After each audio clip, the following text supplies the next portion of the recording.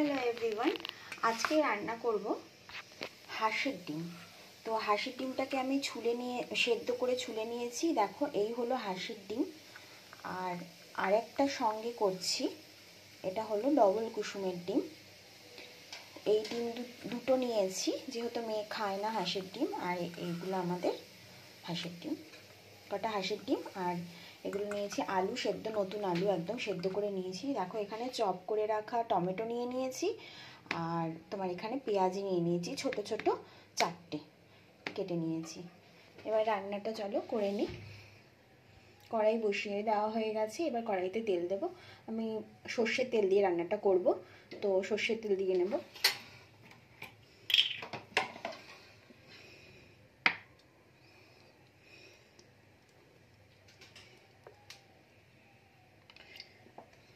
শীতকালে হাঁসের ডিম খাওয়ার মজাই একটা আলাদা হয়। তো হাঁসের ডিম এর আগেও একবার হয়েছে, আর আজকে হচ্ছে। আমি ডিমগুলোর মধ্যে একটু কাট লাগিয়ে নিলাম, আর বড় আলুর পিসগুলোকে আমি 2 টুকরো করে নিলাম। দেখো, কড়াইতে তেল গরম হয়ে গিয়েছে। এবার আমি এর মধ্যে একটু নুন আর একটু হলুদ দিয়ে দেবো। নুন হলুদ দিয়ে দিয়েছি, এবার ডিমগুলো ভেজে নেব।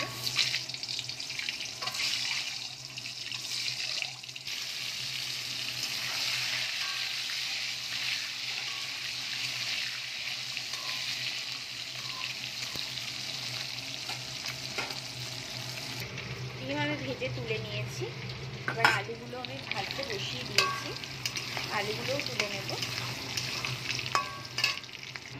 কড়াইতে আমার যে পরিমাণে তেল আছে, আমার আর তেল দিতে লাগবে না। আমি গোটা গরম মশলা এখানে ফোড়ন দিয়ে দেবো।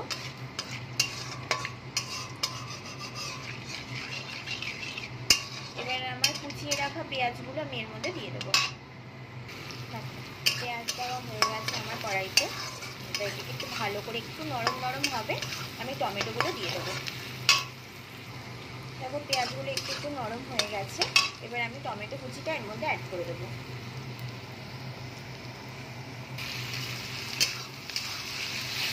অ্যাড করে দিয়েছি।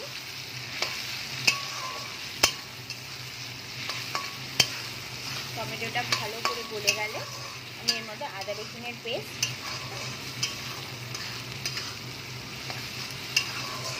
অ্যাড করে দেবো। দেখো, টমেটো আমার গলে গেছে পুরো। এবার আমি আদা রসুনের পেস্ট দিয়ে দেবো। এখানে আমি 1.5 চামচের মতন আদা রসুনের পেস্ট দিয়ে দিলাম। এটাকে ভালো করে কষিয়ে নেব, তারপরে গুঁড়ো মশলা অ্যাড করব। আদা রসুনের কাঁচা গন্ধটা বেরিয়ে গেছে। এবার আমি এক এক করে গুঁড়ো মশলাগুলো অ্যাড করব। দেখো, এখানে কি কি গুঁড়ো মশলা অ্যাড করেছি। এখানে হলুদ গুঁড়ো নিয়েছি, জিরের গুঁড়ো, ধনের গুঁড়ো, লঙ্কার গুঁড়ো। ভালো করে মিশিয়ে নেব। সামান্য একটু জল দিয়ে মশলাটাকে ভালো করে কষিয়ে নেব। দেখো, সামান্য একটু জল দিয়েছিলাম, দিয়ে ভালো করে পেঁয়াজ টমেটো সব মেল্ট হয়ে গেছে, একদম একেবারে নরম হয়ে গেছে। ভালো করে কষিয়ে নেব। ততক্ষণ কষাবো যতক্ষণ না তেল ছেড়ে আসে।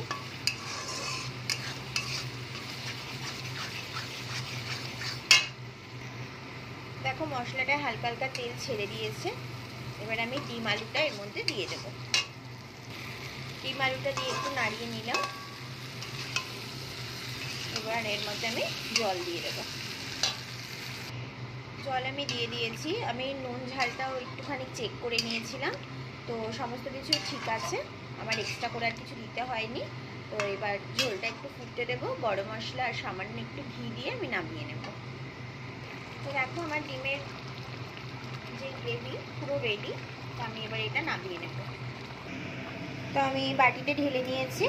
এবার টেস্ট বাড়ানোর জন্য আমি একটু এর মধ্যে ঘি অ্যাড করে দিচ্ছি।